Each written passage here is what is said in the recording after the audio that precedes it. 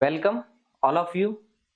आप सभी को एन के ज्योग्राफी पॉइंट की ओर से नमस्कार, प्रणाम। ज्योग्राफी के बेहद प्रेमी लर्नर एक बार फिर से मुखातिब हो रहे हैं एक नए कोर्स के साथ। आप सबका इन क्लासों में स्वागत है और बहुत बहुत वेलकम है। प्यारे विद्यार्थियों, एक नए मिशन के तहत हम जुड़ रहे हैं आप सबकी डिमांड के आधार पर। स्कूल व्याख्याता भूगोल के लिए हमारा ये कोर्स, जिसकी पहली क्लास आज हम लेने जा रहे हैं। आप प्लेटफॉर्म पर ये पहली क्लास है और यही क्लास प्लेटफॉर्म पर डेमो के रूप में भी है और इसे YouTube पर भी डाला गया है। तो YouTube पर जितने सारे लर्नर हैं, आप इस कोर्स के बारे में पूरी जानकारी चाहते हैं तो कोर्स में आ जाइए। एन के ज्योग्राफी हमारा प्लेटफॉर्म है, वहां जाकर के आप इस कोर्स के बारे में पूरी डिटेल ले सकते हैं।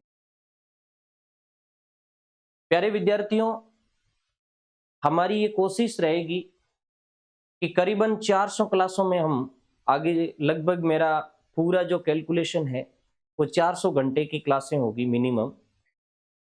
आगे आने वाले 400 घंटे में हम ये कोशिश करेंगे कि स्कूल लेक्चरर ज्योग्राफी के प्रत्येक चैप्टर को हम गहराई से और गुणात्मक दृष्टि से व्यवस्थित ढंग से आनंदित तरीके से पढ़ें और समझें। और हमारा जो मिशन है व्याख्याता 2024, वो हमारा सफल होगा। इसी उद्देश्य के साथ लेकर के और हम आपसे मिल रहे हैं। वो कहते हैं ना कि होके नहीं मायूस शाम से ढलते रहिए, जिंदगी बोर है सूरज की तरह निकलते रहिए, एक पांव पर ठहरोगे तो थम जाओगे, धीरे धीरे ही सही मगर राह पर चलते रहिए। तो हम धीरे धीरे ही सही लेकिन राह की तरफ जरूर बढ़ेंगे, मंजिल की तरफ जरूर बढ़ेंगे। मैंने कोर्स के जो विश्लेषण का वीडियो है, अर्थात कोर्स की जानकारी का वीडियो, उसमें सारी चीज बता दी है हम किस तरीके से इस कोर्स में आगे बढ़ेंगे। यह हम पहली क्लास पर ही डिस्कस करेंगे।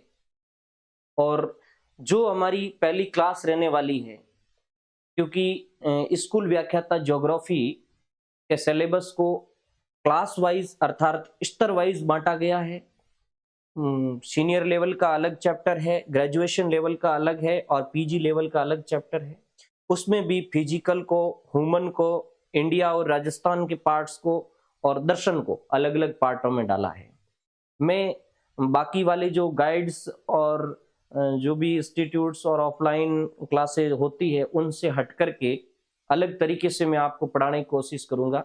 हम सबसे पहले दर्शन को पढ़ेंगे, क्योंकि जब तक, भले ही वो पीजी लेवल का चैप्टर है या यूजी लेवल का चैप्टर है, जब तक हम दर्शन को नहीं पढ़ेंगे तब तक हमें ज्योग्राफी का फंडामेंटल समझ में नहीं आएगा और हम जिस मंजिल तक जाना चाहते हैं वहां नहीं जा पाएंगे। तो सबसे पहली जो हमारी इस कोर्स की शुरुआत होने वाली है क्लासों की, वो होगी ज्योग्राफी के दर्शन से। आप सभी से मैं एक ये निवेदन करना चाहूंगा कि आप हमेशा नोटबुक पास में लेकर के बैठे। मैं मैक्सिमम चीजें आपको लिखाने की कोशिश करूंगा।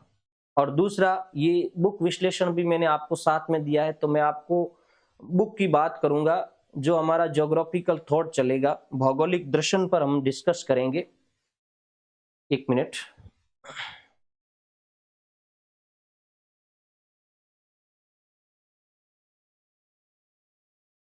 हाँ, भौगोलिक दर्शन पर हम डिस्कस करेंगे पहली क्लास में। तो जो भूगोल का दर्शन है उसके लिए मैं आपको सजेशन दूंगा कि एक तो आप माजिद हुसैन की रेफरेंस बुक अपने पास रखिए। माजिद हुसैन की बुक आती है भौगोलिक दर्शन।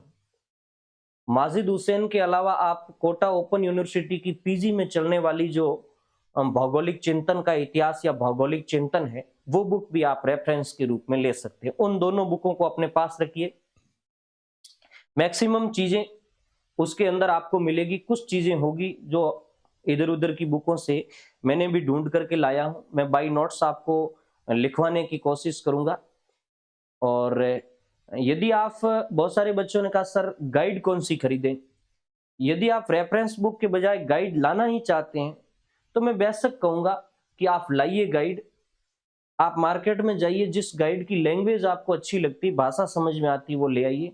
और जहां तक मैंने इधर उधर बच्चों से जानकारी ली है और कुछ गाइड्स को देखा है, तो मुझे एक पहल नाम की जो गाइड आती है वो थोड़ी अच्छी लगी, वैल्यूएबल थी। उन्होंने अच्छी तरीके से विभिन्न रेफरेंस बुकों को लेकर के और उसमें ऐड किया है। तो आप पहल की गाइड है वो जरूर ले आइए। और रेफरेंस बुक से पढ़ना चाहते हैं तो देन बेटर है माजिद हुसैन की, कोटा ओपन यूनिवर्सिटी की आपके पास बुक होनी चाहिए।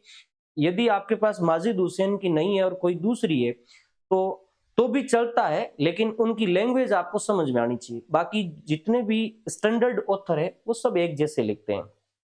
तो हमारा जो पहला चैप्टर रहेगा, मैं बिना किसी समय को जाया करते हुए, आज तो पहली क्लास थी इसलिए मैंने थोड़ा इंट्रोडक्शन दे दिया। और जो यूट्यूब के लर्नर है मेरे, मैं उनसे भी कहना चाहता हूं कि आप इस कोर्स की जानकारी लेना चाहते हैं तो आप एन के ज्योग्राफी प्लेटफॉर्म पर आ जाइए, वहां इसकी जानकारी मिल जाएगी। जो हमारा पहला चैप्टर है वो है भूगोल की परिभाषा। भूगोल की परिभाषा, इसके अलावा प्रकृति,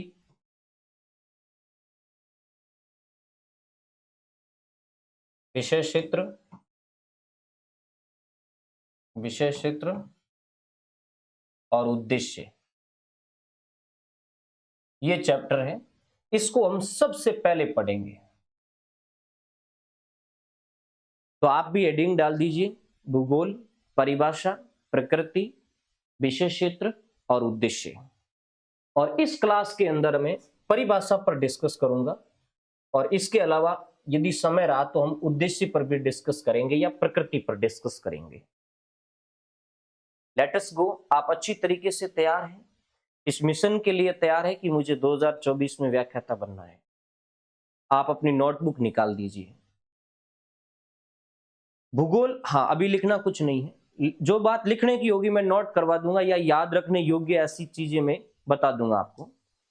भूगोल कब अस्तित्व में आया, ये एक बहुत बड़ा प्रश्न है और हमें ज्योग्राफी के स्टूडेंट होने के नाते ये ध्यान होना चाहिए कि एज ए सब्जेक्ट यानी एक विषय के रूप में भूगोल की उत्पत्ति ज्यादा पुरानी नहीं है, बट 2500 साल पुरानी है, अर्थात 2500 साल पुरानी है। 250 ईसा पूर्व एक विद्वान का नाम आपने सुना होगा, इरेटोस्थनीज। आप लिख सकते हैं, इरेटोस्थनीज को व्यवस्थित भूगोल का पिता कहा जाता है। इरेटोस्थनीज को व्यवस्थित भूगोल का पिता कहा जाता है, जबकि भूगोल का पिता हिकेटियस को कहा जाता है। ये दोनों ही लाइन लिख दीजिए। इरेटोस्थनीज को व्यवस्थित भूगोल का पिता कहा जाता है, जबकि हिकेटियस को भूगोल का पिता कहा जाता है। अब पहले तो मैं ये दोनों चीज दूर करता हूं और उसके बाद भूगोल की अपन शुरुआत करते हैं। इरेटोस्थनीज, हिकेटियस इरेटोस्थनीज से पहले हुआ, ये यूनान ज्योग्राफरों में मैं पढ़ाऊंगा, आपको बिल्कुल व्यवस्थित पढ़ाऊंगा। इरेटोस्थनीज लगभग 278 ईसा पूर्व, 78 है या 68 है, यूनान के ज्योग्राफरों में पढ़ोगे तब अपन इसको क्लियर करेंगे, अभी लिखना नहीं है 278 है या 68 है। लगभग 278 ईसा पूर्व यूनान में ये पैदा हुआ और 190 या 96 ईसा पूर्व तक ये रहा, ये इसका टाइम पीरियड है। ये यूनान का ज्योग्राफर था और ईसा के करीबन 300-350 साल पहले हिकेटियस आया। इसका मतलब इरेटोस्थनीज से हिकेटियस पहले था। अब अधिकांश किताबों के अंदर यह लिखा हुआ है कि इरेटोस्थनीज फादर ऑफ ज्योग्राफी, और कई किताबों के अंदर यह लिखा हुआ है कि फादर ऑफ ज्योग्राफी हिकेटियस है। आप अपना कंफ्यूज दूर कर लें, फादर ऑफ ज्योग्राफी हिकेटियस है, भूगोल का पिता हिकेटियस है, क्योंकि हिकेटियस ने ही सर्वप्रथम ज्ञात विश्व के बारे में सर्वाधिक जानकारी लिखी थी। ज्ञात विश्व के बारे में यानी उस समय यूनान की भौगोलिक चिंतन में जितना विश्व की जानकारी विद्वानों को थी, उस पर लेखन का काम हिकेटियस ने किया था। उसने एक किताब लिखी थी जस्ट पीरियड्स, ये भी अभी लिखने की जरूरत नहीं, यूनान ज्योग्राफर में लिख देना। उसने एक किताब लिखी थी जस्ट पीरियड्स, आबाद दुनिया जिसको कहते हैं, लगभग 420 ईसा पूर्व ऐसी कुछ किताब लिखी थी।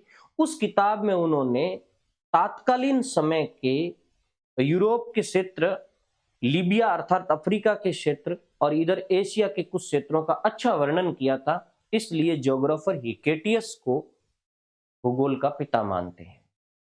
जबकि भौगोलिक ज्ञान को सिस्टेमेटिक ढंग से, व्यवस्थित तरीके से एक बुक के रूप में प्रतिपादित करने का काम इरेटोस्थनीज ने किया था, और यह काम उसने 250 ईसा पूर्व लगभग किया था। और उसने एक किताब लिखी थी, ये मैं अभी आगे लिखूंगा, ज्योग्राफिया किताब। इस कारण उसे व्यवस्थित भूगोल का पिता कहा जाता है। तो दोनों प्रश्न आपके क्लियर हो गए। तो आपने एक नाम सुना होगा इरेटोस्थनीज। कहां का था इरेटोस्थनीज? यूनान का था। यूनानी ज्योग्राफर इसको कह सकते हैं, या ग्रीक ज्योग्राफर कह सकते हैं। इरेटोस्थनीज से पहले ज्योग्राफी का जो ज्ञान था, यानी भूगोल का जो ज्ञान था, उसको भूगोल विषय के रूप में न पढ़ा जाता था और न पढ़ाया जाता था। अर्थात इसकी कोई सेपरेट बुक नहीं थी। इससे पहले भूगोल का ज्ञान प्राकृतिक विज्ञान के रूप में पढ़ा और पढ़ाया जाता था।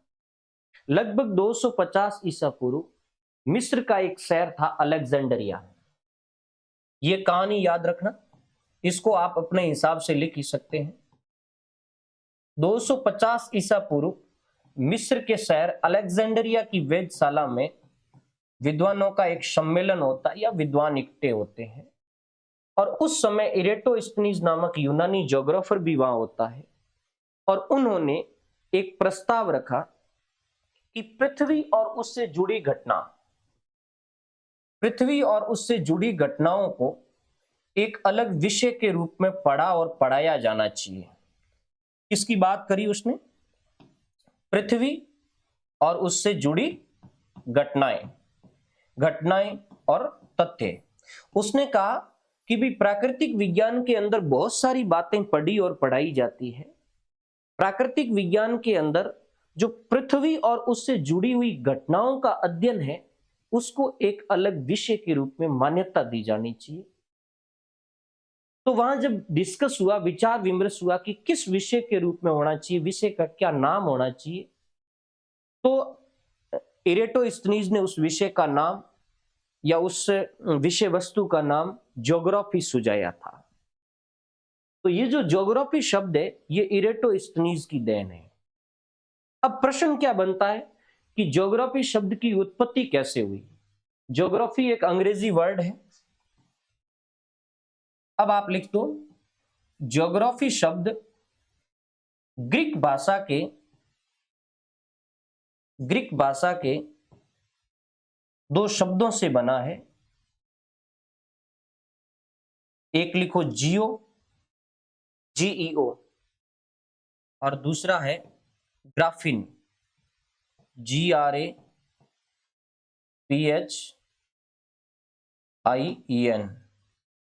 ग्राफिन या ग्राफोज भी लिखा आता है कुछ किताबों में, GRAPHOS।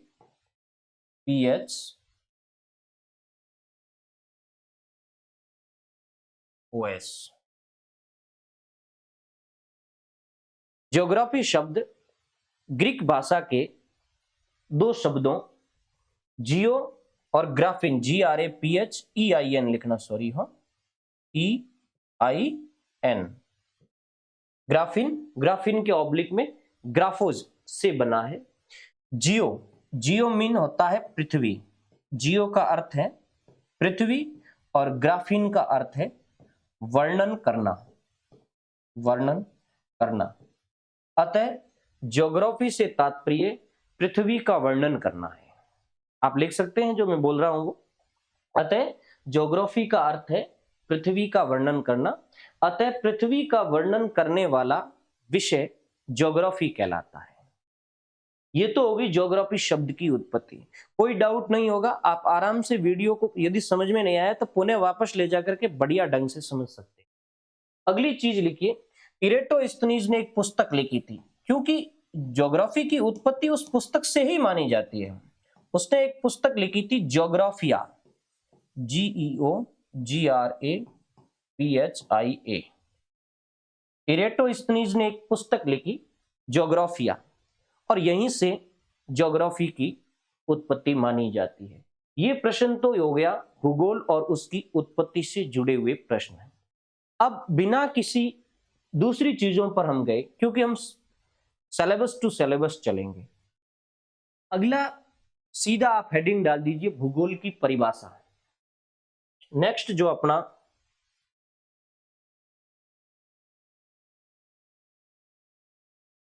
चैप्टर रहेगा वो है भूगोल की परिभाषा।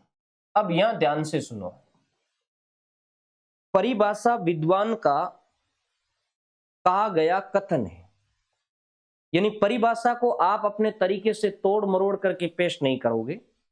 मैं यहां आपको 8 से 10 परिभाषा लिखाऊंगा। यदि आपके पास बुक है तो उसमें आप नोट कर सकते हैं, अंडरलाइन कर सकते हैं, और बुक नहीं है तो आप अपनी नोटबुक में लिख सकते हैं। अब प्रत्येक विद्यार्थी की एक समस्या रहती है कि परिभाषा को याद कैसे करें। तो मैं पूरी परिभाषा लिखने के बाद उसमें से कुछ वर्ड कनेक्ट करवाऊंगा कि उस विद्वान के साथ उस वर्ड को कनेक्ट करके रखिए, ताकि जैसे ही परिभाषा में वो वर्ड मिले आपको पता चल जाएगा कि ये वर्ड उस विद्वान के साथ कनेक्ट है। तो परिभाषा में हम 8-10 विद्वानों की परिभाषा लिखेंगे। हालांकि सारी परिभाषाएं किसी को हुब टू हुब याद नहीं रहती है। तो सबसे पहली परिभाषा आप कांट की लिखिए। मैं केवल परिभाषा को बोलूंगा, आपको लिखना है। कांट बहुत ही अच्छा ज्योग्राफर हुआ प्राचीन समय का, तो जर्मन था। कई मैं सारी मतलब ऑल ओवर जानकारी देने की कोशिश करूंगा, विद्वान कहां से था, उसकी बुक क्या थी, जैसे जैसे याद आएगा।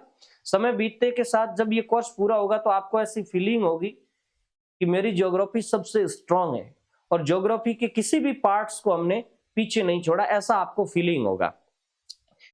तो कांट, जिसको हम इमैनुअल कांट कहते हैं, जर्मन दार्शनिक था। ये एक दार्शनिक भूगोलवेत्ता भी बोलते हैं, फिलोसफर ज्योग्राफर था ये। इसने 2 परिभाषाएं दी, मैं 2 परिभाषा लिखाऊंगा आपको। पहली परिभाषा है भूगोल पृथ्वी की सतह का अध्ययन है।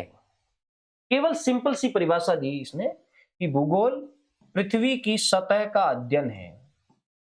केवल इतना ही लिखिए आप, पृथ्वी की सतह का अध्ययन है। मैंने इतना लिखा है, आप पूरा भूगोल पृथ्वी की सतह का अध्ययन है। उसके बाद इसकी दूसरी परिभाषा, वो थोड़ी इंपॉर्टेंट है, वैल्यूएबल भी है। दूसरी परिभाषा लिखो, भूगोल वह विज्ञान है, इसको कोट करके लिखना है। दूसरी परिभाषा, भूगोल वह विज्ञान है जिसमें पृथ्वी के उस भाग का, जिसमें पृथ्वी के उस भाग का अध्ययन किया जाता है जो मानव का घर है। जिसमें पृथ्वी के उस भाग का अध्ययन किया जाता है जो मानव का घर है। कांट की ये 2 परिभाषाएं हैं। पहली परिभाषा में आप पृथ्वी की सतह शब्द कोट करना है कि पृथ्वी की सतह का अध्ययन कांट कहता है। दूसरी परिभाषा मुझे पहली से ज्यादा वैल्यूएबल लगती है और ये कई एग्जामों के अंदर पूछी गई है, कि वो कहता है कि भूगोल वह विज्ञान है जो पृथ्वी के उस भाग का अध्ययन करता है जो मानव का निवास गृह है या मानव का घर है। तो पृथ्वी का अध्ययन मानवीय घर के रूप में, ये परिभाषा है कांट की। तो यहां से मानव घर इस शब्द को कोट कर लेना। अब देखो, मानव घर शब्द केवल कांट ने ही नहीं कहा है, कुछ और विद्वानों ने भी कहा है। मैंने कोशिश की है कि उस विद्वानों के किसी अलग शब्द को हम पकड़ने की कोशिश करेंगे। कांट के रूप में हम मानव ग्रह को पकड़ लें या मानव घर को पकड़ लें। तो कांट एकदम क्लियर हो गया। उसके बाद एक विद्वान आता है हार्टसॉन। अगली आप परिभाषा लिखिए हार्टसॉन की। आपको पता होगा हार्टसॉन ने 2 किताब लिखी, और यदि पता नहीं है तो अब लिख सकते हैं। हार्टसॉन को मैं आगे और डिटेल से पढ़ाऊंगा, लेकिन अभी मुझे याद आ गई तो मैं समझता हूं कि वो चीजें यहां लिख दे। हार्टसॉन की दो किताब बहुत ही वैल्यूएबल है। एक किताब हार्टसॉन की आई थी 1939 में, नेचर ऑफ ज्योग्राफी। आप हिंदी में लिख दीजिए ताकि आपको याद रहेगा, nature of geography.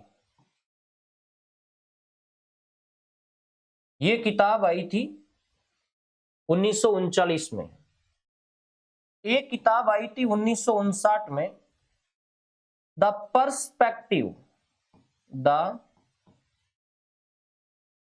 Perspective nature of geography. The perspective nature of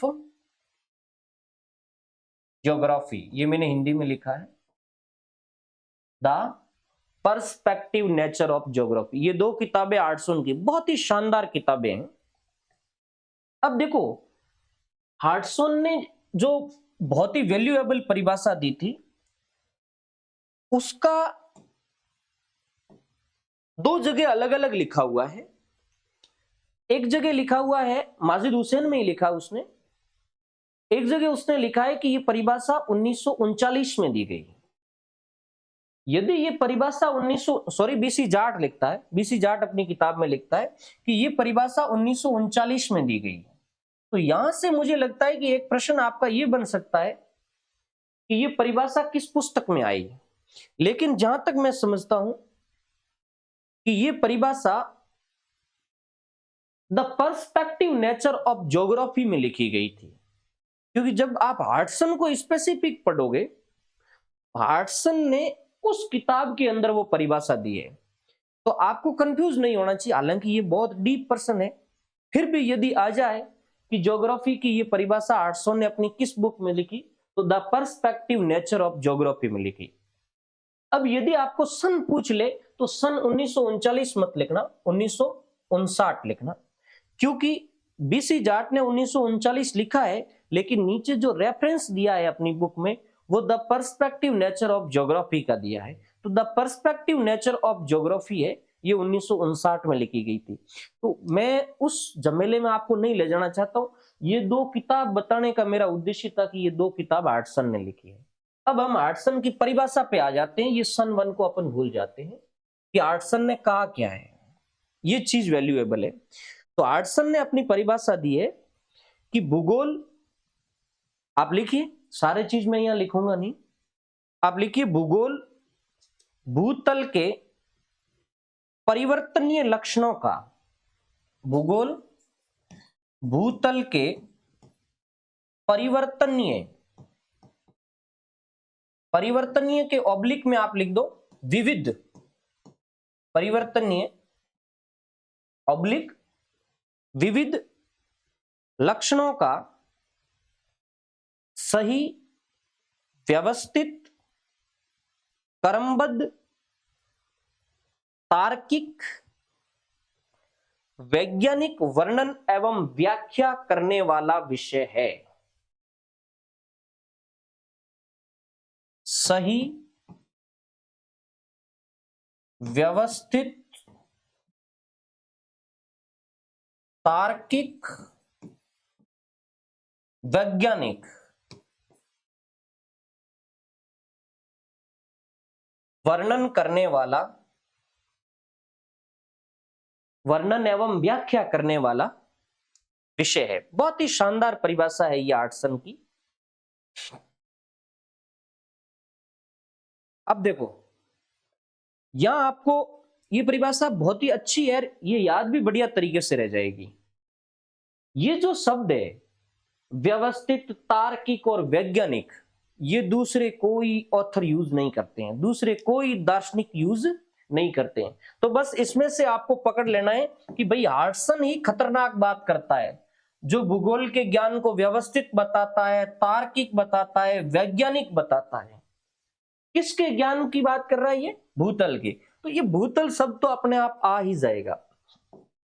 तो हार्टसन के संदर्भ में आपको ये चीजें जोड़ लेनी है, व्यवस्थित, तार्किक और वैज्ञानिक वर्णन व व्याख्या। इसमें एक चीज आई परिवर्तनीय, परिवर्तनीय कहते हैं या विविध। परिवर्तनीय के साथ मैंने विविध लगा दिया है। तो कई बार ये आता है कि आर्सन ने जो परिवर्तनीय शब्द व्यक्त किया है इसका अर्थ क्या है, या परिवर्तनीय तथ्य से क्या तात्पर्य, या परिवर्तनीय लक्षण से क्या तात्पर्य है। ये परिवर्तनीय का मतलब है इस पृथ्वी पर पाए जाने वाले भिन्न भिन्न तत्व या विविध तत्व। तो यहां परिवर्तनीय के ऑब्लिक में मैंने विविध लिखाया है, तो परिवर्तनीय शब्द यहां विविध के लिए यूज किया गया है। विविध का मतलब इस पृथ्वी पर अलग अलग प्रकार के तत्व हैं, पर्वत, पठार, मैदान, नदी, घाटियां, वायुमंडल, स्थल मंडल, जल मंडल, जैव मंडल, ये सब विविध तत्व हैं और इन्हीं तत्वों के लिए उसने परिवर्तनीय शब्द यूज किया था। तो ये हो गई हार्टसॉन की परिभाषा, बहुत ही शानदार परिभाषा है हार्टसॉन की। इस परिभाषा को आप बढ़िया ढंग से तैयार कर लेना। देखो, मैं ये नहीं कहूंगा कि ये परिभाषा इंपॉर्टेंट है, ये आएगी, ये कम इंपॉर्टेंट है। ज्योग्राफी के संदर्भ में 10-12 परिभाषाएं बनती है, कोई भी परिभाषा आ सकती है, किसी भी ऑथर की परिभाषा, किसी भी दार्शनिक की परिभाषा आ सकती है। तो हम सारी परिभाषाओं को ट्रिक के माध्यम से या हमारे दिमाग के माध्यम से उसे समझने की कोशिश करेंगे। हार्टसन के बाद नेक्स्ट आप लिखिए मॉक हाउस। अगला जो विद्वान है वो है मॉक हाउस, और मॉक हाउस की डेफिनेशन आप लिखिए, भूगोल भूतल का उसकी क्षेत्रीय भिन्नता के साथ, भूतल का उसकी क्षेत्रीय भिन्नता के साथ, क्षेत्रीय भिन्नता के साथ मानवीय निवास के रूप में अध्ययन है। मानवीय निवास के रूप में अध्ययन है। मॉक हाउस कहता है कि भूगोल वह अध्ययन है जिसमें भूतल पर पाई जाने वाली क्षेत्रीय भिन्नता का अध्ययन मानवीय निवास के रूप में किया जाता है। अब आप मॉक हाउस के साथ दो शब्द जोड़िए, क्षेत्रीय भिन्नता और मानवीय निवास। मैंने जब आपका कांट पढ़ा था तब मैंने कहा था कि ये मानवीय घर, मानवीय ग्रह, मानवीय निवास, ये शब्द और भी यूज करेंगे, जैसे अभी मॉक हाउस ने कर लिया है। लेकिन वहां पृथ्वी के भाग और मानवीय घर की बात हुई थी, जबकि यहां मैंने दो शब्द आपको दिए हैं। वो कह रहा है कि इस पृथ्वी पर वो जो बहुत सारी भिन्नताएं पाई जाती है, उस भिन्नता का मानवीय निवास के रूप में, अब मैं समझाने जाऊंगा, जैसे सीनियर में पढ़ाता हूं या ग्रेजुएशन में पढ़ाता हूं तो वहां मैं बहुत डीप जाकर के इसको समझाता हूं। तो ये तो एक कंपटीशन कोर्स है, यहाँ समझाएंगे तो लंबा टाइम लग जाएगा। मानवीय निवास का मतलब होता है, यदि किसी स्थान पर मानव निवास करता है तो वो स्थान मानव के लिए वैल्यूएबल कैसे हैं, उपयोगी कैसे हैं, किस तरीके से वो क्षेत्र, वो निवास, वो स्थान मानव के लिए उपयोगी है, उसका अध्ययन भूगोल में किया जाता है। तो दुनिया में जहां जहां, यानी इस ब्रह्मांड में जहां जहां मानव रहता है, जो स्थान मानव के लिए वैल्यूएबल है, उस स्थान का अध्ययन भूगोल में किया जाता है। ये बात मॉक हाउस कहता है। मॉक हाउस के बाद अगली परिभाषा आप लिखिए एंकरमैन की। मॉक हाउस के बाद अगला विद्वान है एकरमैन। एकरमैन के आप कोष्टक में लिख दीजिए अमेरिका। एकरमैन अमेरिकन ज्योग्राफर है।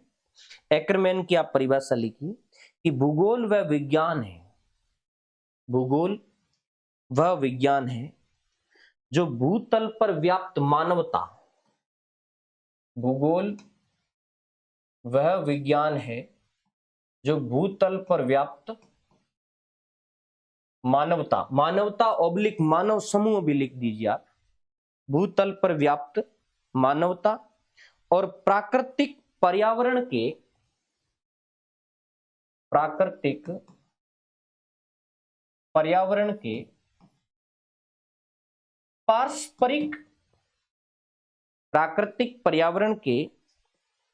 पारस्परिक क्रियाशीलता का अध्ययन है।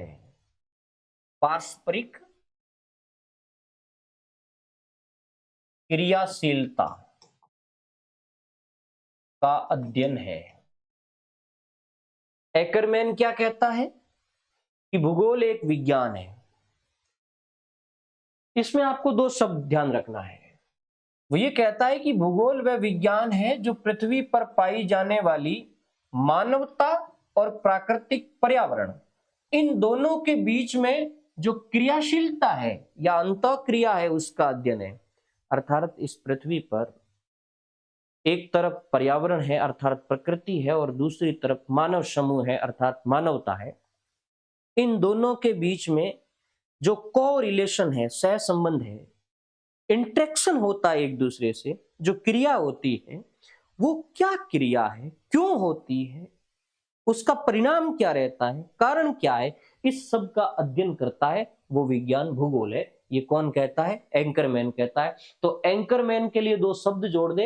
एंकरमैन मानवता, प्राकृतिक पर्यावरण और पारस्परिक क्रियाशीलता जैसे शब्द का इस्तेमाल करता है। एंकरमैन के बाद आ जाइए रीटर पे।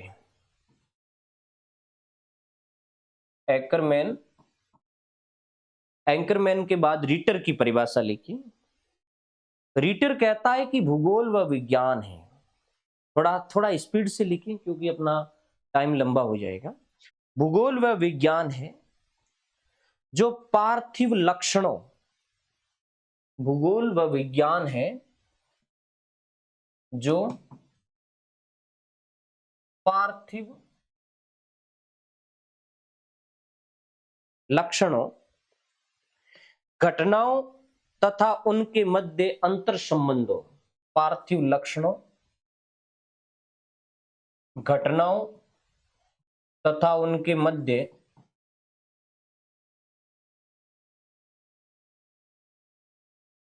अंतर संबंधों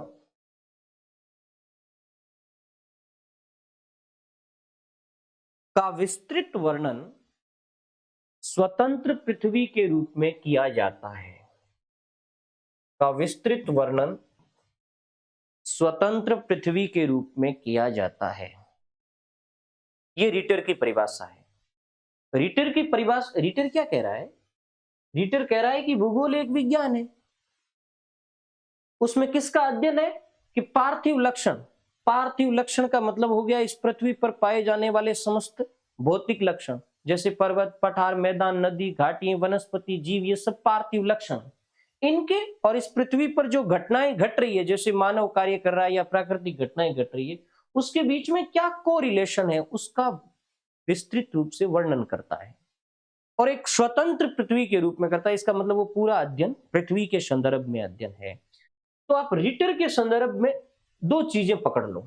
रीटर कहता है कि पार्थिव लक्षण और घटना, इनके अंतर संबंधों का अध्ययन है। तो जहां भी पार्थिव लक्षण और घटना जैसे शब्द मिले तो उसको आप है वो रीटर से जोड़ देना। उसके बाद नेक्स्ट जो आपकी परिभाषा है वो लिखो आप रिचथोपेन की। नेक्स्ट जो विद्वान है वो है रिचथोपेन। रिचथोपेन की डेफिनेशन लिखो कि भूगोल पृथ्वी तल के विभिन्न क्षेत्रों का अध्ययन, भूगोल पृथ्वी तल के विभिन्न क्षेत्रों का अध्ययन उनकी समस्त विशेषताओं के अनुसार करता है। पृथ्वी तल के विभिन्न क्षेत्रों का अध्ययन उनकी समस्त विशेषताओं के आधार पर करता है। उनकी समस्त विशेषताओं के आधार पर करता है। बहुत सिंपल सी परिभाषा है। रिचथोपेन किसकी बात करता है कि पृथ्वी तल के जो क्षेत्र है, ये एक नया शब्द लिया इसने, पृथ्वी तल के क्षेत्र। अभी तक हम पृथ्वी तल पढ़ते थे, इसने पृथ्वी तल के क्षेत्रों की बात करी है और उस क्षेत्रों की समस्त विशेषताओं की बात करता है। इसका मतलब इस पृथ्वी पर जो क्षेत्र पाए जाते हैं उनकी सभी विशेषताओं का अध्ययन भूगोल में किया जाता है, ऐसा रिचथोपेन कहता है। तो पृथ्वी तल के क्षेत्र, क्षेत्र और क्षेत्र की विशेषता, ये शब्द पकड़ लो आप। क्षेत्र और समस्त विशेषताओं की बात कौन करता है? रिचथोपेन करता है। हाँ, रिचथोफेन के बाद वुलरिज व इस्ट की परिभाषा लिखो। वुलरिज व इस्ट, ये ब्रिटेन के ज्योग्राफर थे। जो वुलरिज और इस्ट का डेफिनेशन आता है तो उससे पहले मुझे इनकी एक पुस्तक याद आ जाती है, भूगोल की आत्मा और उसके उद्देश्य। एक किताब है, हिंदी में तो है भूगोल की आत्मा और उसके उद्देश्य, लेकिन ये किताब इस रूप में आपको नहीं मिलेगी। The spirit and purpose of geography, इस रूप में लिखे आप, the spirit and purpose of geography. ये किताब लिखी थी वुलरिज और इस्ट ने। ये किताब बहुत ही इंपॉर्टेंट है। जब मैं उद्देश्य पढ़ाऊंगा तब इसमें इसने जो डेफिनेशन दी है वो एक उद्देश्य बनता है ज्योग्राफी का। यानी वुलरिज और ईस्ट की परिभाषा भूगोल का एक उद्देश्य बता रहा है कि भाई यूं लिख दिया कि किसी भी सब्जेक्ट का उद्देश्य ये है कि इसमें क्या लिखा जाना चाहिए, तो वो तो उसकी डेफिनेशन होगी ना। तो इनकी जो डेफिनेशन है वो ज्योग्राफी का एक उद्देश्य है, और इनके द्वारा बताया गया ज्योग्राफी का उद्देश्य ज्योग्राफी की एक डेफिनेशन बन गई। बहुत ही शानदार बात इन्होंने लिखी थी। तो वुलरिज और ईस्ट की डेफिनेशन लिखो आप कि भूगोल के अंतर्गत भू क्षेत्र, वुलरिज और ईस्ट कहता है कि भूगोल के अंतर्गत भू क्षेत्र, कोष्टक में लिखो लैंड, भूगोल के अंतर्गत भू क्षेत्र यानी लैंड तथा मानव, मानव यानी मैन, तथा मानव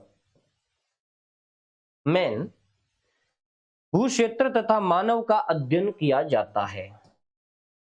बहुत ही सिंपल लेकिन बहुत ही ज्यादा वैल्यूएबल है। अब इसमें से तो दो शब्द बहुत ही इजी पकड़े जा सकते हैं। भू क्षेत्र अर्थात लैंड एंड मैन, भूगोल वो विषय है जो लैंड एंड मैन की स्टडी करता है, अर्थात क्षेत्र, भू क्षेत्र और मानव का अध्ययन करता है। ये बात किसने बताई? ये बात बताई वुलरिज और ईस्ट ने। बहुत ही अच्छी परिभाषा है। इसके बाद आप लिखो हैटनर की परिभाषा। नेक्स्ट लिखो हैटनर।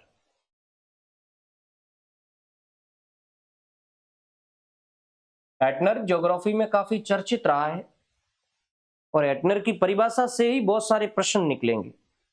बहुत ही शानदार परिभाषा है। हैटनर की परिभाषा लिखो, भूगोल क्षेत्रीय विज्ञान है। बस यही यहां से सीधा सीधा प्रश्न बनता है। भूगोल क्षेत्रीय विज्ञान है जिसमें पृथ्वी तल के क्षेत्रों का अध्ययन, जिसमें पृथ्वी तल के क्षेत्रों का अध्ययन उनकी भिन्नताओं तथा स्थानिक संबंधों, उनकी भिन्नताओं तथा स्थानिक संबंधों के रूप में किया जाता है। स्थानिक संबंधों के रूप में किया जाता है। हैटनर की परिभाषा बहुत चर्चित है विद्यार्थियों, क्योंकि हैटनर एक कोरोलॉजिकल ज्योग्राफर रहा है, क्षेत्रों का वर्णन करने वाला ज्योग्राफर रहा है। पहले परिभाषा की तरफ देख लें, उसके बाद अपन डिस्कस करेंगे हैटनर पे। हैटनर कहता है कि भूगोल एक क्षेत्रीय विज्ञान है। क्षेत्रीय विज्ञान का मतलब भूगोल एक ऐसा विषय है जिसमें क्षेत्रों का अध्ययन किया जाता है। क्षेत्रों का अध्ययन मतलब पृथ्वी के भिन्न भिन्न क्षेत्र या प्रदेशों का अध्ययन किया जाता है।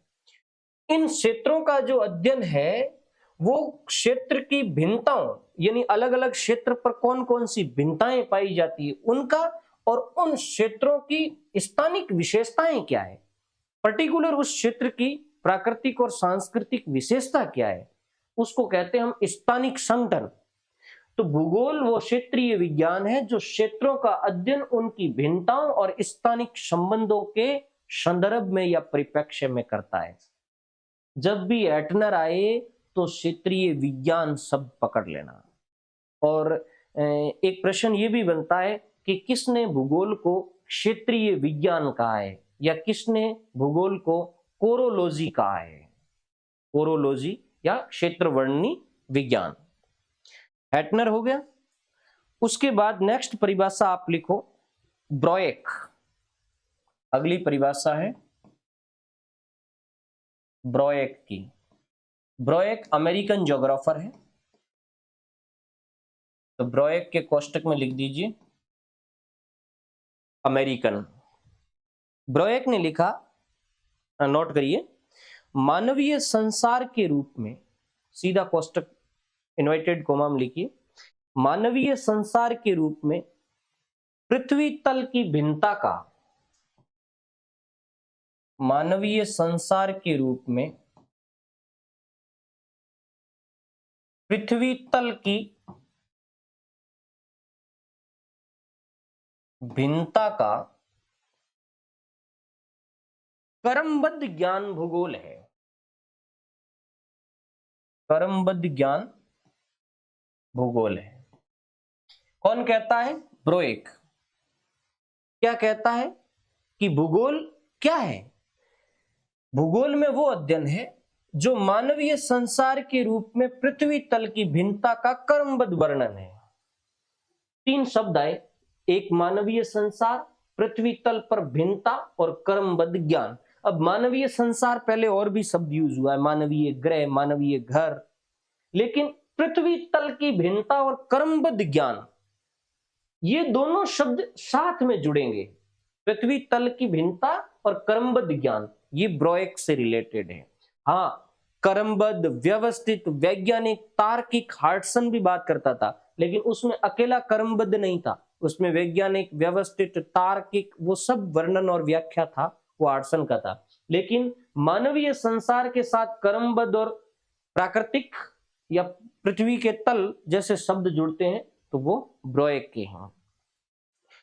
अब आप समझते हैं कि सर ये शब्द किस तरीके से याद रखेंगे, वो आप पर डिपेंड करता है कि आप किस तरीके से ट्रिक बना करके इन शब्दों को आपस में जोड़ते हैं। क्योंकि भैया परिभाषा को याद रखना बहुत टफ काम होता है, बट मैंने कोशिश की है कि किस तरीके से हम इजी करके इस वे को समझ सकते हैं। ब्रोएक के बाद लिखो आप पीटर हैगेट, जो ब्रिटेन का ज्योग्राफर था। Peter Haggett, Peter agate. Peter agate की एक बुक बहुत ज्यादा चर्चित है और वो कई बार एग्जामों के अंदर पूछी जाती है, geography a modern synthesis. Geography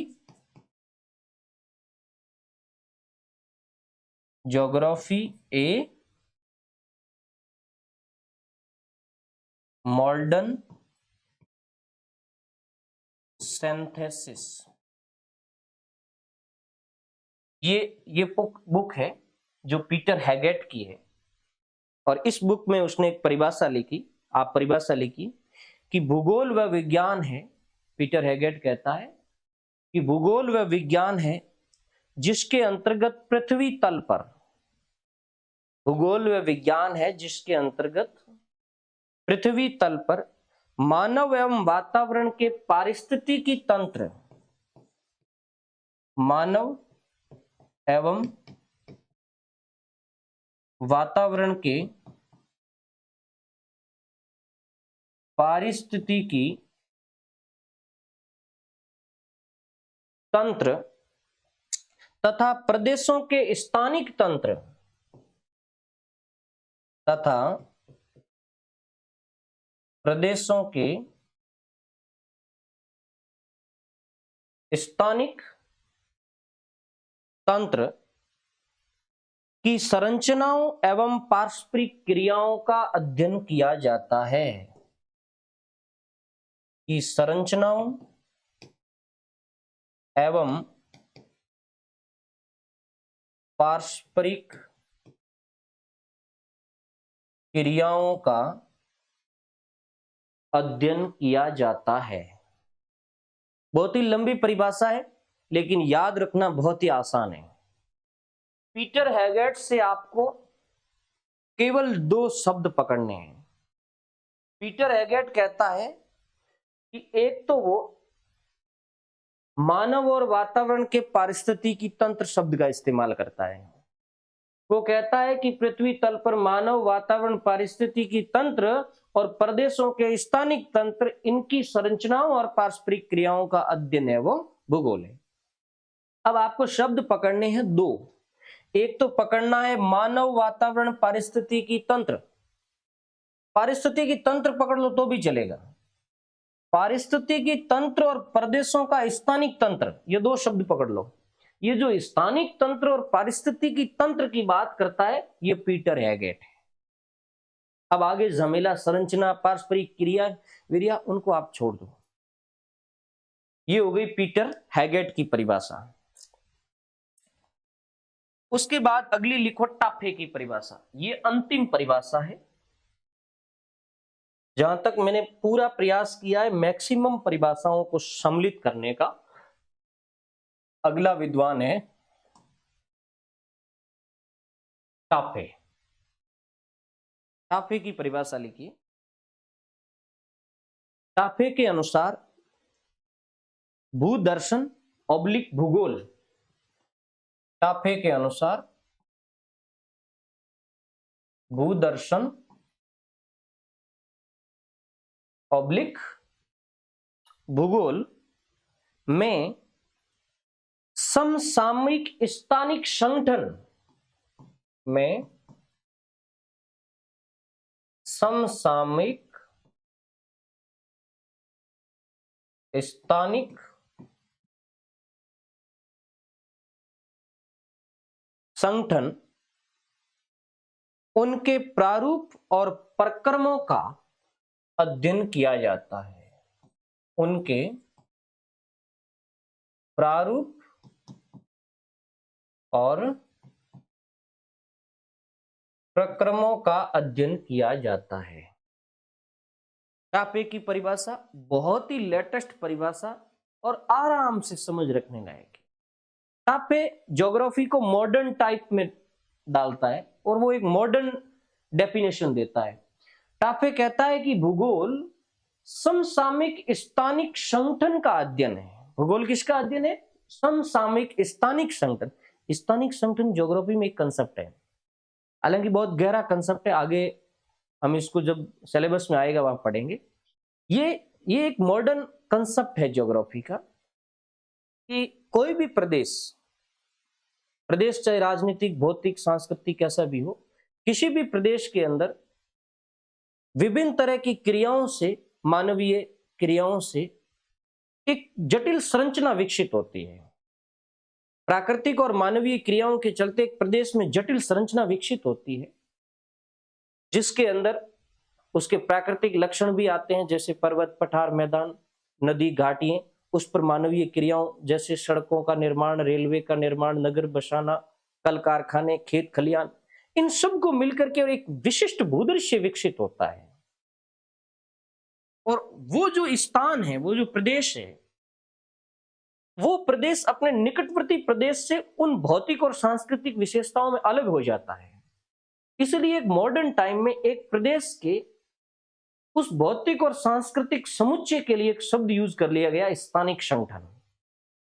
अब टाफे कहता है कि साहब, आधुनिक समय में जो स्थानिक संगठन है उसका अध्ययन भूगोल है। बस इतना ही शब्द पकड़ लो कि समसामयिक स्थानिक संगठन की बात कौन करता है?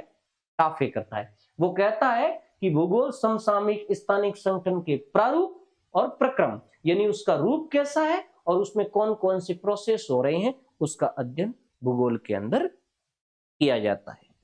ये हो गई भूगोल की परिभाषा।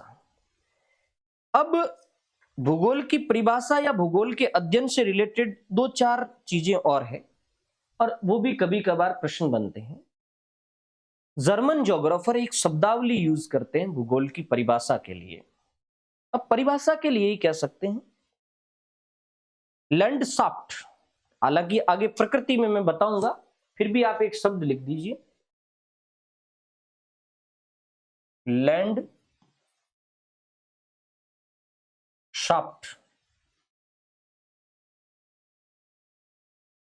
इंग्लिश में, इसको इंग्लिश में लिखें ताकि समझ में आएगा। HCHAFT है लैंडस्केप। लैंडस्केप, अब आप लिखिए, ये एक जर्मन शब्द है। लैंडस्केप एक जर्मन शब्द है जिसका अभिप्राय दृश्य भूमि और प्रदेश है। दृश्य भूमि, जिसका अभिप्राय दृश्य भूमि और प्रदेश है। अब सुनिए, जर्मन जो दर्शन है, जर्मन स्कूल है। आपको स्कूल का क्या मतलब हुआ? मतलब जर्मन विचारधारा है। जर्मन विचारधारा भूगोल को लैंडस्केप स्टडी मानती है। तो एक प्रश्न बन सकता है कि लैंडस्केप शब्द कहां से आया? ये जर्मनी का है। कौन सी स्कूल लैंडस्केप स्टडी को ज्योग्राफी मानती है? German school. लैंडस्केप क्या है? तो ध्यान रखना, लैंडस्केप का मतलब होता है दृश्य भूमि। दृश्य भूमि का मतलब होता है इस पृथ्वी पर जो भूदृश्य दिख रहे हैं, पर्वत, पठार, मैदान, घाटियां, मरुस्थल, ये सब दृश्य भूमियां हैं। और दृश्य भूमियों पर प्राकृतिक और सांस्कृतिक दोनों तत्व होते हैं। प्राकृतिक तत्व जैसे पर्वत पठार हो गए, और सांस्कृतिक तत्व जैसे खेत खलियान हो गई, कल कारखाने हो गई, सड़कें हो गई, रेलें हो गई। तो कोई भी प्रदेश जहां भूदृश्य विकसित है उसको जर्मन दृश्य भूमि के रूप में व्यक्त किया जाता है। और इस दृश्य भूमि को हम प्रदेश भी कह सकते हैं। तो जो लैंडस्केप एक शब्द है वो दृश्य भूमि या प्रदेश के लिए प्रयुक्त होता है, और जर्मन ज्योग्राफर ज्योग्राफी को लैंडस्केप स्टडी मानते हैं। क्लियर? इसमें कोई भी दो राय नहीं। तो ब्रिटिश ज्योग्राफर इस लैंडस्केप स्टडी के एक पैरेलल शब्द यूज करते हैं, एक समानांतर और शब्द यूज करते हैं, लैंडस्केप, जिसको कहते हैं लैंडस्केप। लैंडस्केप जर्मनों का है, जबकि लैंडस्केप ब्रिटेन शब्दावली है, अर्थात ये ब्रिटिश शब्दावली है। तो आप लिख दीजिए, लैंडस्केप ब्रिटिश शब्द है, अर्थात आंग्ल भाषा का शब्द है, जिसका अर्थ होता है भौगोलिक भूदृश्य। जिसका अर्थ होता है भौगोलिक भूदृश्य। यहां तो आपको केवल अर्थ ही ध्यान रखना है, ज्यादा गहरा समझ करके कोई आपको पीजी का एग्जाम तो देना नहीं है। लैंडस्केप एक ब्रिटिश या आंग्ल शब्दावली है। ये लैंडस्केप शब्द किसके लिए यूज होता है? केवल भौगोलिक दृश्यों के लिए होता है। भौगोलिक मतलब प्राकृतिक दृश्यों के लिए या भौतिक दृश्यों के लिए, जैसे पर्वत, पठार, घाटी, मैदान, ये लैंडस्केप है आंग्ल रूप में। लैंडस्केप के अंदर सांस्कृतिक भूदृश्यों को सम्मिलित नहीं किया जाता है।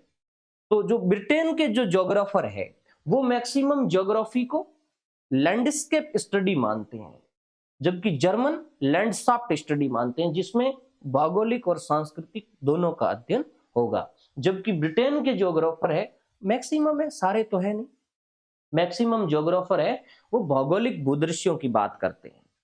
ये आपका हो गया भूगोल की परिभाषा।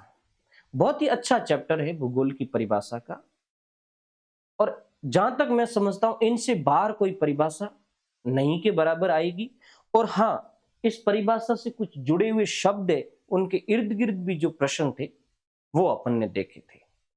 उसके बाद नेक्स्ट हेडिंग डालो, भूगोल के उद्देश्य। प्रकृति थोड़ा लंबा है, उसको अगली क्लास में देखेंगे। भूगोल के उद्देश्य,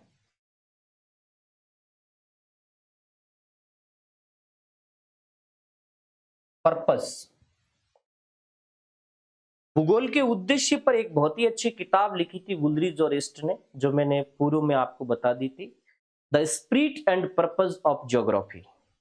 दोबारा सुन लें, the spirit and purpose of geography किसने लिखी? वुलरिज और ईस्ट ने लिखी।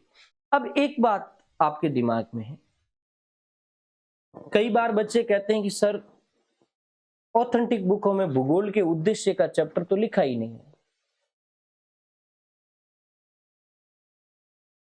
थोड़ा लाइट के डिस्टर्ब होने की वजह से वाइब्रेशन होता है, जिसकी वजह से थोड़ा क्लियरिटी कम रहती है। ये क्लियरिटी वापस आ जाएगी लाइट के हिसाब से। तो कुछ विद्यार्थी ये कहते हैं कि सर पर्पज का कहीं लिखा हुआ नहीं है। भाई आप जो ज्योग्राफी आपने पढ़ी है, जो भूगोल आपने पढ़ा है, कि भाई भूगोल के अंदर किस किस का अध्ययन किया जाता है। अब भूगोल का उद्देश्य था तभी तो ज्योग्राफी ने उसका अध्ययन किया। जैसे भूगोल का उद्देश्य था ब्रह्मांड का वर्णन करना, तभी तो ब्रह्मांड का वर्णन ज्योग्राफी में शामिल हुआ। भूगोल मानव की समस्याओं और उनके निजात का अध्ययन करती है। जब भूगोल का अध्ययन था मानवीय कल्याण, मतलब अध्ययन नहीं, उद्देश्य, भूगोल का उद्देश्य था मानवीय कल्याण, इसीलिए भूगोल ने मानवीय कल्याण को शामिल किया। भूगोल पार्थिव घटनाओं का अध्ययन करती है। भूगोल वायुमंडल का अर्थात क्लाइमेटिक घटनाओं का अध्ययन करती है। जब भूगोल के उद्देश्य में यह शामिल था कि पार्थिव घटनाओं और वायुमंडलीय घटनाओं का अध्ययन करना है, तभी तो उसने अध्ययन किया। तो मेरे कहने का मतलब उद्देश्य कोई एक अलग से चैप्टर नहीं है, ये आपकी व्यवहारिक समझ पर विकसित है। ये आपकी व्यवहारिक समझ पर निर्भर करता है कि आप ऐसे प्रश्नों को कैसे सही कर पाते हैं। जो बात भूगोल में लिखी, पढ़ी और पढ़ाई जाती है, वो सब भूगोल का उद्देश्य है। और मेजर रूप से भूगोल के 5 उद्देश्य या 5 तत्वों का अध्ययन करना, ये भूगोल का मेजर टारगेट रहा है शुरू से। और कई बार जैसे पृथ्वी तल बार बार शब्द आया, मैं उस शब्द की व्याख्या भी यहां कर देता हूं ताकि एक प्रश्न भी अपना क्लियर हो जाए। पृथ्वी तल क्या है? कांट ने भी ये बात कर ली, रीटर ने भी ये बात कर ली, हार्टसॉन ने भी ये बात कर ली, लेकिन ये बात मेरे और आपके दिल में बैठी कि नहीं बैठी कि पृथ्वी तल क्या है। पृथ्वी तल एक बहुत बड़ी शब्दावली है। इस शब्दावली को इरेटोस्थनीज से हम यूज करते आ रहे हैं, यानी इरेटोस्थनीज के समय से हम इसका उपयोग करते आ रहे हैं पृथ्वी तल का। जिस समय ज्योग्राफिया लिखी गई, अर्थात ज्योग्राफिया नहीं, ज्योग्राफी का, इसकी इरेटोस्थनीज, हाँ सॉरी, ज्योग्राफिया ही थी, ज्योग्राफी का तो टॉलमी उनकी लिखी गई थी। तो ज्योग्राफिया जो इरेटोस्थनीज की बुक लिखी, उसमें उन्होंने भूगोल को पृथ्वी तल के अध्ययन के रूप में ही समाहित किया था कि पृथ्वी तल और उससे जुड़ी हुई घटनाओं का अध्ययन करने वाला विषय भूगोल है। यह इरेटोस्थनीज का शुरू का स्टेटमेंट है। उस समय अर्थात पृथ्वी तल के शब्द में कौन कौन से तथ्य शामिल है, उसमें 5 वर्णन बिंदु है। पृथ्वी तल मतलब स्थल मंडल पूरा। नंबर 2 जल मंडल। नंबर 3 वायुमंडल। नंबर 4 जैवमंडल। और नंबर 5 पृथ्वी के ब्रह्मांडीय संबंध। ब्रह्मांडीय संबंध, ये आप नोट कर लेना हो। ये पृथ्वी तल में 5 चीजें आती है, अर्थात स्थल मंडल, जल मंडल, वायुमंडल, जैवमंडल, और पृथ्वी और ब्रह्मांड का संबंध अर्थात ब्रह्मांड का अध्ययन। ये 5 चीजें पृथ्वी तल के अंतर्गत आती है और इन्हीं पांचों चीजों का अध्ययन इरेटोस्थनीज की ज्योग्राफिया करती थी और आरंभिक समय की ज्योग्राफी करती थी। फिर समय के साथ इसमें मानवीय अध्ययन को भी समाहित किया गया था। जैसे जैसे समय बीतता गया वैसे वैसे इसमें मानवीय अध्ययन भी आता गया। मानवीय अध्ययन के कई पक्षधर भी आए, ये अपन बाद में देखेंगे। तो मेरे कहने का तात्पर्य ये है कि भूगोल का उद्देश्य वही है जो आज भूगोल में लिखा जा रहा है। बट कभी कभार जब एग्जाम में प्रश्न आते हैं तो कुछ स्पेसिफिक लैंग्वेज, स्पेसिफिक भाषा आती है। जैसे कह दिया कि भूगोल का उद्देश्य पृथ्वी तल का अध्ययन है। अब हमने यदि कभी पढ़ा ही नहीं है कि पृथ्वी तल का अध्ययन ये भूगोल के उद्देश्य में है या नहीं है, तो फिर वहां हम कंफ्यूज हो जाते हैं। तो बाकी वाले उद्देश्य तो है ही है। मैं दो चार चीजें जो कुछ स्पेसिफिक है वो मैं आपको लिखवाने की कोशिश करूंगा ताकि हमारा सिनेरियो क्लियर हो जाए कि भूगोल के उद्देश्य में क्या क्या बात आएगी। नंबर 1 लिखिए, 1965 में अमेरिका की राष्ट्रीय विज्ञान अकादमी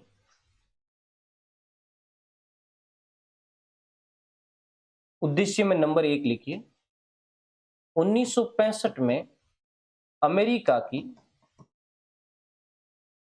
राष्ट्रीय विज्ञान अकादमी की रिपोर्ट में,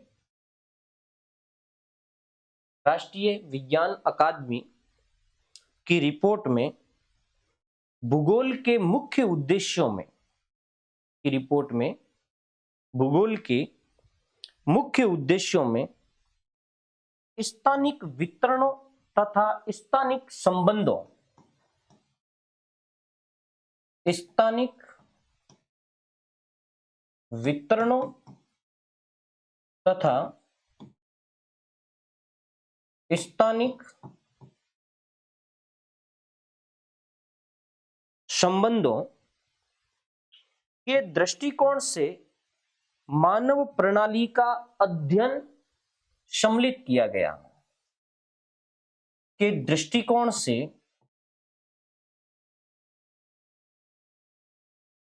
मानव प्रणाली का, मानव वातावरण की प्रणाली लिखना हो, मानव वातावरण की प्रणाली का अध्ययन करना सम्मिलित किया गया या माना गया। ये एक फैक्ट है। देखो बाकी आपके सामने चीज आएगी, आप उसको गलत नहीं करोगे कि हाँ ये भूगोल का उद्देश्य है। 1965 में अमेरिका की राष्ट्रीय विज्ञान अकादमी ने अपनी एक रिपोर्ट जारी की। उस रिपोर्ट में कहा गया कि भूगोल का अध्ययन क्या है, या यूं समझ लें उसमें कहा गया कि भूगोल के अध्ययन का उद्देश्य क्या है। और उसमें उसने एक अध्ययन का उद्देश्य बताया कि भाई जो भूगोल का अध्ययन है वो किसी भी प्रदेश के स्थानिक वितरण, यानी भिन्न भिन्न जगह पर कौन कौन से तथ्य पाए जाते हैं, ये स्थानिक वितरण कहलाता है। और स्थानिक संबंध, उन तथ्यों का अलग अलग स्थान से क्या संबंध है, इस दृष्टिकोण के हिसाब से वहां पाए जाने वाले मानव और वातावरण की क्या प्रणाली है, सिस्टम क्या है। मोटी चीज ये बताता है कि किसी भी प्रदेश के अंदर जो स्थानिक तथ्य पाए जाते हैं उसका, यानी वो तथ्य कौन कौन से हैं, एक तो ये, दूसरा उन तथ्य को विभिन्न, उन स्थानिक प्रदेशों का विभिन्न प्रदेशों से क्या संबंध है उसका, और वहां रहने वाले मानव और वातावरण का सिस्टम क्या है, प्रणाली क्या है, किस तरीके से मानव वातावरण के साथ रहकर के अपना गुजारा करता है, इसका अध्ययन करना भूगोल का उद्देश्य है। तो ये एक स्पेसिफिक लैंग्वेज है, एक विशेष भाषा है, यानी एक शब्दावली का यूज किया गया है। ये शब्दावली उसके उद्देश्य में जुड़ती है। और भी जैसे एक, हाँ, स्थानिक संगठन, हालांकि बीच बीच में आया है स्थानिक संगठन, लेकिन कभी कभार अपन भूल जाते हैं। दूसरा उद्देश्य लिख दीजिए, भूगोल का उद्देश्य स्थानिक संगठनों का अध्ययन करना है। एक उद्देश्य लिख दीजिए, भूगोल का उद्देश्य स्थानिक संगठनों का अध्ययन करना है। स्थानिक संगठन थोड़ी देर पहले ही मैंने पूरा समझाया है। बाकी तो भूगोल का उद्देश्य मानव का अध्ययन करना है, बिल्कुल। भूगोल का उद्देश्य भूदृश्यों का अध्ययन करना है। भूगोल का उद्देश्य मानव और पर्यावरण के बीच संबंधों का अध्ययन करना है। भूगोल का उद्देश्य भौतिक तथ्यों एवं घटनाओं का अध्ययन करना है। भूगोल का उद्देश्य ब्रह्मांड और उससे जुड़ी हुई घटनाओं का अध्ययन करना है। समझ गया ना इस बात को? भूगोल का उद्देश्य पृथ्वी के भूगर्भिक विकास का अध्ययन करना है। भूगोल का उद्देश्य भौतिक दृश्यों की उत्पत्ति, विकास और समय के साथ आए बदलाव का अध्ययन करना है। ये सारी चीजें जो मैंने बोली है, ये सब भूगोल की विषय वस्तु है और ये सब भूगोल के उद्देश्य है। अगला एक स्पेसिफिक उद्देश्य लिखो, मानवीय संसार का वैज्ञानिक रीति से वर्णन करना। तीसरा लिखो, मानवीय संसार का वैज्ञानिक रीति से वर्णन, ये भी एक उद्देश्य है। मानवीय संसार का वैज्ञानिक रीति से वर्णन करना। और हां, हार्टसॉन ये बात कहता भी है। हार्टसॉन इन्हीं भौतिक तथ्यों की मानवीय निवास के रूप में, अर्थात मानवीय उद्देश्य के रूप में वैज्ञानिक, तार्किक, अर्थपूर्ण, क्रमबद्ध, व्यवस्थित अध्ययन की बात करता है वो। फिर भी ये एक पर्पस हो गया। अगला पर्पस लिखो, भूगोल का उद्देश्य संसाधनों के अनुकूलतम उपयोग की व्यवस्था करना है। चौथा, भूगोल का उद्देश्य संसाधनों के अनुकूलतम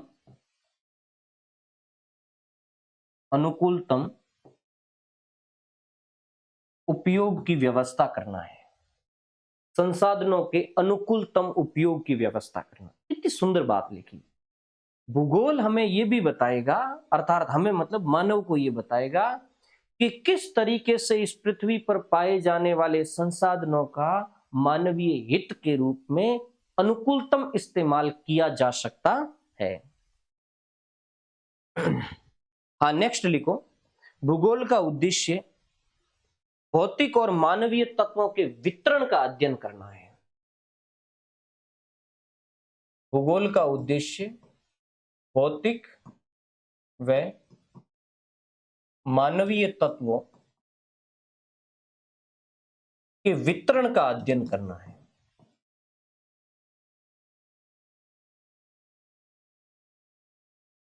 भौतिक और मानवीय तत्वों के वितरण मतलब भूगोल तुम्हें यह बताएगी कि इस पृथ्वी पर कहां कहां भौतिक तत्व है। भौतिक तत्व मतलब पर्वत, पठार, मैदान, महाद्वीप, महासागर, ये सब भौतिक तत्व है।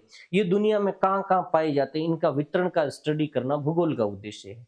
और इन भौतिक तत्वों के साथ साथ मानवीय तत्व भी कहां कहां पाए जाते हैं, उनका वितरण या उनकी स्टडी करना भी भूगोल का उद्देश्य है।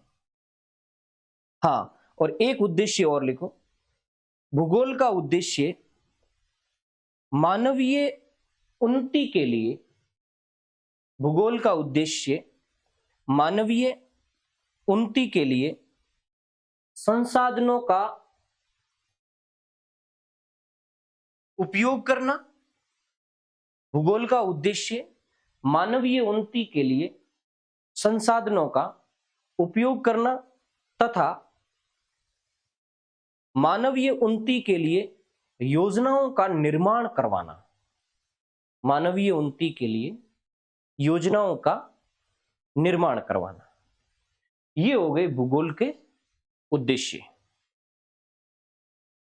यदि आपको कहीं और चैप्टर मिल जाता है, मैं आपको यही सलाह दूंगा कि आप इतनी भूगोल पढ़ने के बाद आपको लगे कि भूगोल में ये चीजें हमने पढ़ी है, वो सब भूगोल का उद्देश्य है। तो कोई बड़ा चैप्टर नहीं है, आप उसके संदर्भ में ज्यादा समस्या में जाने की आवश्यकता नहीं है। ये दो महत्वपूर्ण चैप्टर हो गए हमारे भूगोल की परिभाषा। तो अपन ने अर्थ, परिभाषा और उद्देश्य, ये तीनों चीजें अपन ने पढ़ ली है। उसके बाद नेक्स्ट क्लास के अंदर हम भूगोल की विषय वस्तु, और भूगोल की प्रकृति के संदर्भ में पढ़ेंगे। तो वो अगली क्लास में होगा। साथ ही साथ मैं आपको ये भी बताऊंगा कि जो एक हम टेस्ट सीरीज भी शुरू करने वाले हैं, अलग से पीडीएफ टेस्ट सीरीज शुरू करेंगे। वो पीडीएफ टेस्ट सीरीज एक अलग कोर्स के रूप में होगी, और ये जो कोर्स जिन बच्चों ने ज्वाइन किया है उसको वो पीडीएफ टेस्ट सीरीज समय समय पर इसी कोर्स के अंदर मिलती रहेगी। तो मैं आपके लिए ये विकल्प, ये सुविधा भी उपलब्ध करवाऊंगा ताकि आपको वहां टेस्ट सीरीज में जाने की जरूरत नहीं पड़े। हर सप्ताह में लगभग 1 या 2 टेस्ट में लाने की कोशिश करूंगा। करीबन 25 प्रश्नों का एक टेस्ट होगा।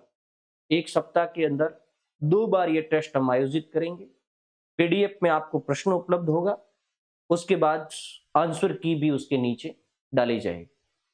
आंसर की एक दिन बाद डाली जाएगी और क्वेश्चन एक दिन पहले डाले जाएंगे, ताकि हमारा समय समय पर रिवीजन चलता रहे।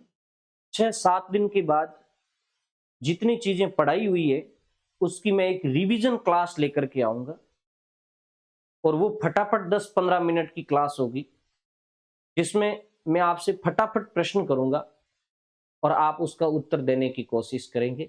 और जो